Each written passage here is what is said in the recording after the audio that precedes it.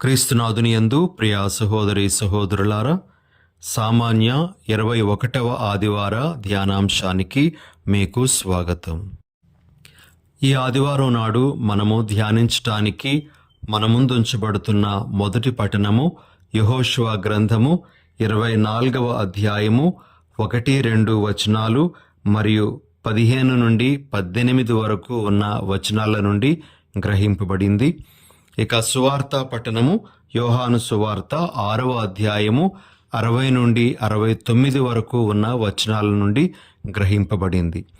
ఈ పట్టణాలను ఆధారంగా చేసుకొని మనము కొంతసేపు ధ్యానిస్తూ ప్రభు యొక్క సందేశాలను స్వీకరించడానికి ప్రయత్నం చేద్దాం. యెహోషువ ఇజ్రాయేలీ ప్రజలందరినీ షెకెము అనేటువంటి ఒక ప్రాంతం దగ్గర సమావేశపరచి వారికి దేవుని యొక్క సందేశాన్ని అందించటం జరిగింది. యెహోషువ గ్రంథము 24వ అధ్యాయము 15వ వచనంలో ఈ విధంగా మనము ఆలకిస్తాం.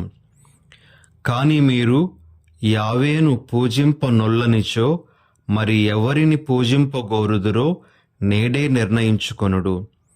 మీ పితరులు యూఫ్రటీస్ నదికి ఆవల కొలిచిన దేవతలను మీరిప్పుడు వసించుచున్న దేశమునకు అధిపతులు అమోరీయులు పూజించు దైవములను కొల్వుడు.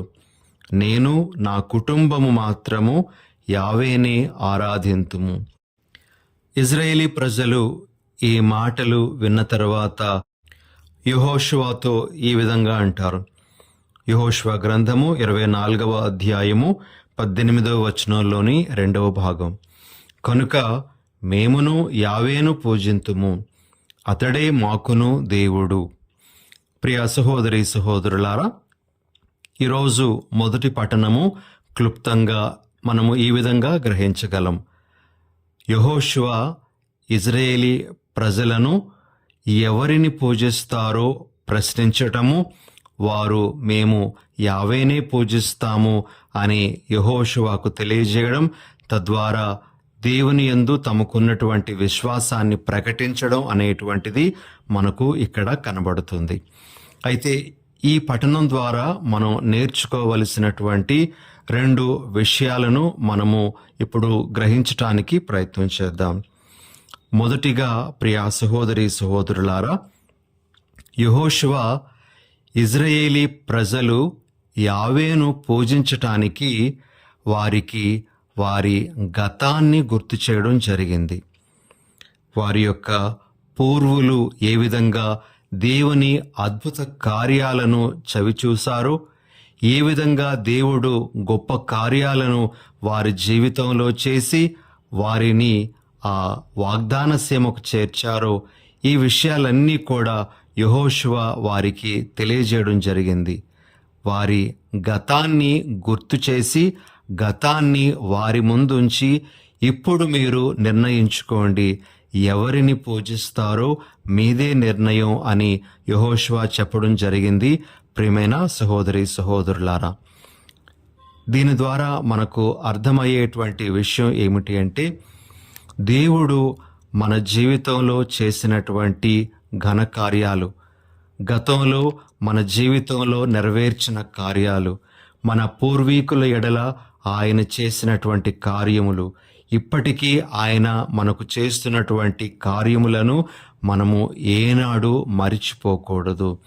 ప్రభువు చేసినటువంటి కార్యాలను బట్టి కూడా మనము ఆయన యందు విశ్వాసంలో జీవించాలి, ఆయన ఎడల విశ్వాసపాత్రంగా మనము ఉండాలి అనేది ప్రభు మనకు ఇక్కడ తెలియజేస్తున్న విషయం. ఎప్పుడైతే యెహోషువ ఇజ్రాయేలీ ప్రజలకు తమ గతాన్ని గుర్తు చేయడం జరిగిందో, తమ పూర్వీకులకు జరిగినటువంటి ఆ అద్భుత కార్యాలు గుర్తు చేయడం జరిగిందో, వారు కూడా మేము కూడా యావేనే పూజిస్తాము అని ప్రకటించడం అనేటువంటిది జరిగింది. ప్రియులగు సహోదరి సహోదరులారా, దేవుడు మనకు చేసినటువంటి కార్యములను మనము ఏనాడు విస్మరించకూడదు. ఆయన చేసినటువంటి ఆ కార్యములను బట్టి మనకు ఆయన యందు విశ్వాసం అనేటువంటిది ఇంకా అధికమవ్వాలి అనేటువంటిది ఇక్కడ మనం గ్రహించాల్సినటువంటి విషయం. అయితే దురదృష్టవశాత్తు చాలామందిమి ప్రభు మనకు, మన కుటుంబాలకు గతంలో చేసినటువంటి కార్యములను మరిచిపోయి ఆయనకు దూరంగా జరిగిపోతూ ఉన్నారు. ప్రభు ఎడల ఎటువంటి విశ్వాసాన్ని, నమ్మక పాత్రతను కనబరచకుండా దూరం అయిపోతూ ఉన్నారు. చాలామంది ప్రభువును చేజేతులారా దూరం చేసుకుంటూ ఉన్నారు.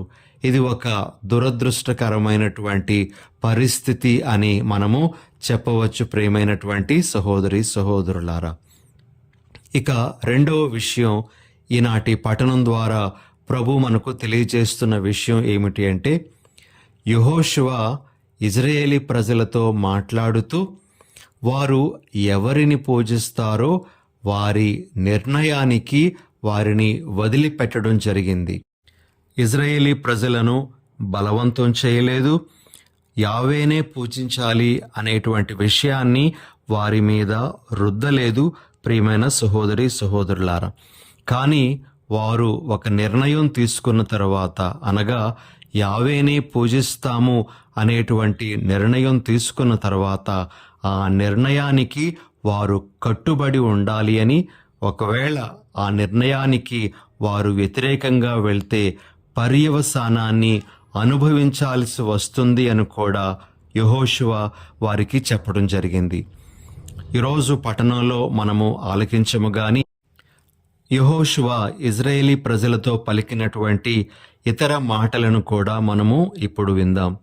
యెహోషువ గ్రంథము 24వ అధ్యాయము 19-20 వచనాల్లో ఈ విధంగా ఉంటుంది.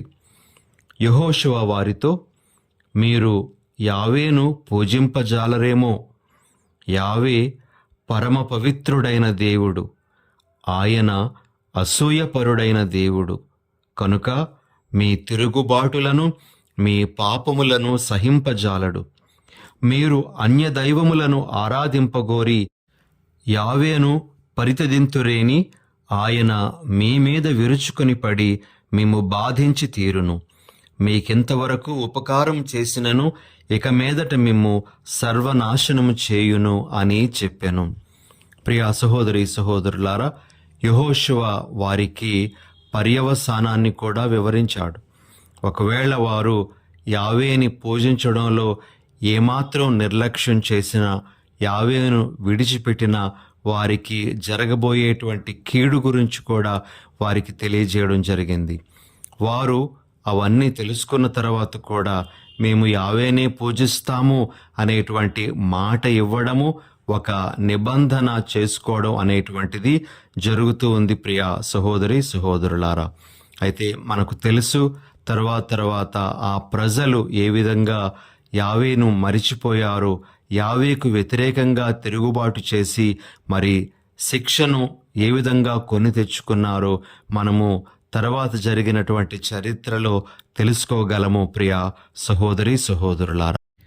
ఇక్కడ మనందరికీ అర్థం కావలసినటువంటి ఒక విషయం ఏమిటి అంటే, మనము 2 పడవల మీద కాళ్ళు వేసి ప్రయాణం చేయడం అనేటువంటిది అసాధ్యము అని.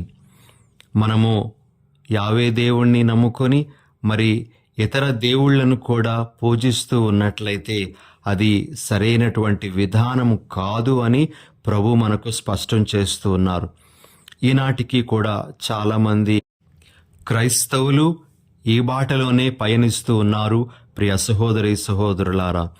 పూర్తి అయినటువంటి విశ్వాసాన్ని, పూర్తిగా యావే మీద, ప్రభువు మీద ఆధారపడడం అనేటువంటిది ఇంకా నేర్చుకోలేదు అని మనము ఈరోజు చెప్పుకోవచ్చు. అయితే ఈ దినాన ఈ దివ్య ఆరాధనలో పాల్గొంటున్నటువంటి మనందరము మన జీవితాలను పూర్తిగా ప్రభువుకు అంకితం చేసుకోవడం అనే విషయాన్ని చేయాలి అనేది ప్రభు యొక్క ఉద్దేశం. ఇక యెహోషువ ప్రజలతో ఈ విధంగా అంటారు, నేను నా కుటుంబము మాత్రము యావేనే పూజిస్తాము అని. ప్రియ సహోదరి సహోదరులారా, యెహోషువ ఈ మాటలు నేను నా కుటుంబము మాత్రము యావేనే పూజిస్తాము అని చెప్పడంలో గల భావాలేమిటో మనము కొద్దిగా గ్రహించటానికి ప్రయత్నం చేద్దాం. భావాలు ఏమిటి అంటే, మొట్టమొదటిది, మా కుటుంబానికి యజమానిగా, కాపరిగా ప్రభువే ఉంటారు. మా కుటుంబ యజమాని మా ప్రభువే అనే విషయాన్ని యెహోషువ ప్రకటిస్తూ ఉన్నాడు. రెండవదిగా, ప్రియ సహోదరి సహోదరులారా, యావేనే మేము పూజిస్తాము అని చెప్పడంలో యెహోషువ వ్యక్తం చేసేటువంటి భావం ఏమిటి అంటే, మేము ఆయన నిర్దేశించినటువంటి మార్గాలలోనే నడుస్తాం, ఆయనకు, ఆయన ఆజ్ఞలకు విధేయిస్తాము అనే విషయాన్ని యెహోషువ అక్కడ ప్రకటిస్తూ ఉన్నాడు. ఇక మూడవ విషయం, మేము యావేనే పూజిస్తాము అని చెప్పడంలో గల అంతరార్థం ఏమిటి అంటే, మా కుటుంబం అంతా ఆయననే ఆరాధిస్తాము, మా కుటుంబము ఆయనను ఎన్నటికీ అగౌరవపరచదు, మా కుటుంబము ఆయన నుండి ఎప్పటికీ వైదొలగదు అనే విషయాన్ని యెహోషువ ప్రకటిస్తూ ఉన్నాడు. ఇక ఆఖరుగా యెహోషువ మా కుటుంబం అంతా యావేనే పూజిస్తాము అని చెప్పడంలో వ్యక్తం చేసేటువంటి భావం ఏమిటి అంటే, యావేను పూజించే క్రమములో మాకు ఎటువంటి శ్రమ, కష్టం ఎదురైనా మేము ఆయనకే అంటిపెట్టుకొని జీవిస్తాము, ఆయనతో మేము చేసుకున్నటువంటి ఒప్పందానికి తిరుగు ఉండదు అనే విషయాన్ని యెహోషువ తెలియజేస్తున్నాడు. ప్రియమైన సహోదరి సహోదరులారా, ఈరోజు మనము ఈ మాటల్ని ప్రభుతో చెప్తూ ఉన్నట్లయితే, ప్రభువా, మేము మా కుటుంబము మిమ్మల్ని ఆరాధిస్తాము అని చెప్పినట్లయితే, ఇదిగో ఈ విషయాలన్నీ మన మనసుల్లో మనము పదిలపరుచుకోవాలి. మనము ఆయనను, ప్రభువును మన యజమానిగా, కాపరిగా స్వీకరించాలి. ఆయన నిర్దేశించినటువంటి మార్గాలలో మనము నడవాలి.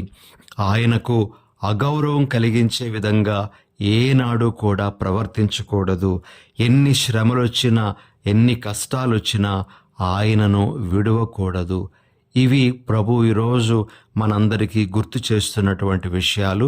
కాబట్టి మనము ఆయనకు చూపించాల్సినటువంటి ఆ విశ్వసనీయతను మరొక్కసారి గుర్తు చేసుకోవడానికి ప్రయత్నం చేద్దాం. ఇవన్నీ ఈరోజు మొదటి పట్టణం ద్వారా ప్రభు మనకు వ్యక్తం చేస్తున్నటువంటి భావాలు. ప్రియ సహోదరి సహోదరులారా, ఇక సువార్త పట్టణంలో మనము యేసు ప్రభువు జీవాహారం గురించి చెప్పినటువంటి విషయాలు విన్న తర్వాత ఏం జరిగిందో మనము ఆలకించబోతూ ఉన్నాం. మరి ప్రభు జీవాహారం గురించి అనేక విషయాలు అక్కడకు వచ్చినటువంటి ప్రజలకు చెప్పిన తర్వాత, యేసు ప్రభువును అనుసరిస్తున్నటువంటి శిష్యులలో చాలామంది ఆయనను విడిచి వెళ్ళిపోయారు అని, మరిక ఎన్నడూ ఆయనను అంగీకరించటానికి, ఆయనను వెంబడించటానికి వారు ముందుకు రాలేదు అనే విషయాన్ని మనము సువార్తలో ఆలకిస్తూ ఉన్నాం. యోహాను సువార్త 6వ అధ్యాయం 66వ వచనంలో ఈ విధంగా మనం వింటాం. ఇందువలన ఆయన శిష్యులలో అనేకులు ఆయనను విడిచి వెళ్ళి మరెన్నడూను ఆయనను వెంబడింపరైరి. ప్రియ సహోదరి సహోదరులారా, ఈ మాటల్లో కొన్ని విషయాలను మనము గ్రహించాల్సి ఉంది. అది మొట్టమొదటిది ఏమిటి అంటే, ప్రభువును అనుసరించటానికి, ప్రభువును విశ్వసించటానికి మన తెలివితేటలు కాదు ప్రధానం. మనము ఎంత లోతుగా ఆ ప్రభు యొక్క విషయాలను అర్థం చేసుకుంటున్నాం అనేటువంటిది కాదు ముఖ్యం. ప్రభువును అనుసరించటానికి మనకు ఆయన మీద ప్రేమ ఉండాలి. ప్రభువుకు మన హృదయం అనేటువంటిది చాలా చాలా అవసరం. ప్రియ సహోదరి సహోదరులారా, యేసు ప్రభు చెప్పినటువంటి మాటలు ఎప్పుడైతే వారు గ్రహించలేక, అర్థం చేసుకోలేక ఉన్నారో, వారు ప్రభువుని పూర్తిగా విడిచిపెట్టి వెళ్ళడానికే వారు నిర్ణయం తీసుకున్నారు. మరి ప్రభువుని వారు విడిచి వెళ్ళిపోయారు. వారికి ముందున్నటువంటి ఆసక్తి, ప్రభువును రాజును చేయాలి అనేటువంటి ఆసక్తి కూడా వారికి ఉండింది. మరి ఆ ఆసక్తి వారికి పూర్తిగా నశించిపోయింది. ప్రియ సహోదరి సహోదరులారా, ప్రభువును ఆరాధించటానికి తెలివితేటలు కాదు కావలసింది, ఆరాధించటానికి మన హృదయంలో పుష్కలంగా ప్రేమ ఉండాలి. ప్రేమ ఉంటే మనకు కొన్ని విషయాలు అర్థం కాకపోయినా, మనము మన మానవ మేధస్సుతో గ్రహించలేకపోయినా మనము ప్రభువుకు అంటిపెట్టుకొని జీవిస్తాం. కొన్ని విషయాలు మనకు అవగతం కాకపోవచ్చు, కొన్ని విషయాలు మనం అర్థం చేసుకోవడం అనేటువంటిది అసంభవంగా కూడా ఉండవచ్చు. కానీ ఆయా సందర్భాలలో కూడా ప్రభువుకు అంటిపెట్టుకొని ఉండడం అనేటువంటిది ఒక ప్రేమ వలన మాత్రమే సాధ్యమవుతూ ఉంది. కాబట్టి ప్రభువును హృదయపూర్వకంగా నమ్మేటువంటి వాడు ప్రభువును విడిచి వెళ్ళడు అనేటువంటిది ఇక్కడ మనము గ్రహించాల్సినటువంటి ఒక విషయం. ప్రియ సహోదరి సహోదరులారా, ఈ దినాలలో చాలామంది ఆర్సిఎం సంఘాన్ని విడిచి వెళ్ళిపోతూ ఉన్నారు. వారు విడిచి వెళ్ళిపోవడానికి గల అనేకమైన కారణాలలో ఒకటి దివ్య సత్ప్రసాదము యొక్క విలువను గుర్తించకపోవడం. దివ్య సత్ప్రసాదము అంటే ఏమిటో వారికి తెలియకపోవడం వలననే వారు ఆ విధంగా వెళ్ళిపోతూ ఉన్నారు. ప్రియ సహోదరి సహోదరులారా, దివ్య సత్ప్రసాదము యేసు ప్రభు యొక్క ప్రేమకు ప్రత్యక్ష నిదర్శనం. ప్రభువు మనలను ప్రేమిస్తూ ఉన్నారు అని గర్వంగా చెప్పుకోవడానికి దివ్య సత్ప్రసాదము మన ముందున్నటువంటి గొప్ప ఆధారం.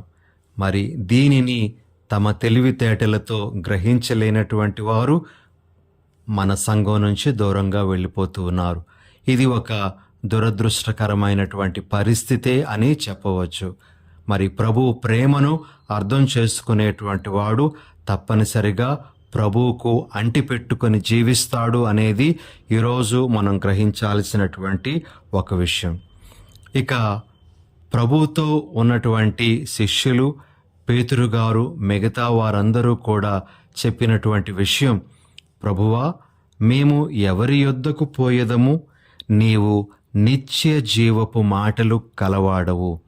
మేము విశ్వసించితిమి, నీవు దేవుని నుండి వచ్చిన పవిత్రుడవు అని గ్రహించితిమి అని వారు చెప్పారు.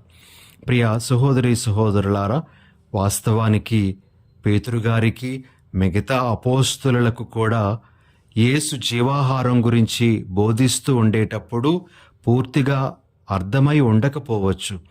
అయినప్పటికీ కూడా వారు యేసు ప్రభువుకు అంటిపెట్టుకొని ఉండడానికి వారు నిర్ణయం తీసుకున్నారు.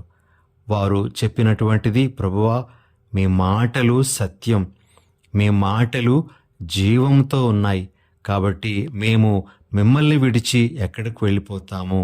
మేము మీ నుండి నిత్య జీవితాన్ని పొందగలము అని వారు ప్రకటించారు, ప్రభువుతో ఉన్నారు. ప్రియ సహోదరి సహోదరులారా, ఈరోజు ప్రభు మన నుండి కోరేటువంటిది కూడా ఇలాంటి విశ్వాసమే. నీవు నిత్య జీవపు మాటలు కలవాడు, నీ మాటలలో నిత్య జీవం ఉంది, నీ మాటలలో నిత్య సత్యం ఉంది అని మనము గ్రహించి ప్రభువుతో ఎల్లప్పుడూ జీవించటానికి ప్రయత్నం చేయాలి. ఆ ప్రభు మనకు అందించేటువంటి ఆ దివ్య ఔషధము, దివ్య సత్ప్రసాదము ద్వారా మనము నిత్య జీవితంలో అడుగు పెట్టడానికి ప్రయత్నం చేయాలి. మరి ఈ సందేశాలన్నిటినీ ప్రభు మనకు ఈనాటి వాక్య పఠనాల ద్వారా అందిస్తూ ఉండగా, ప్రభు మనకు నేర్పిస్తున్న విధంగా, తెలియజేస్తున్న విధంగా మనము జీవించటానికి ప్రయత్నం చేద్దాం. చిన్న ప్రార్థన చేసుకుందాం.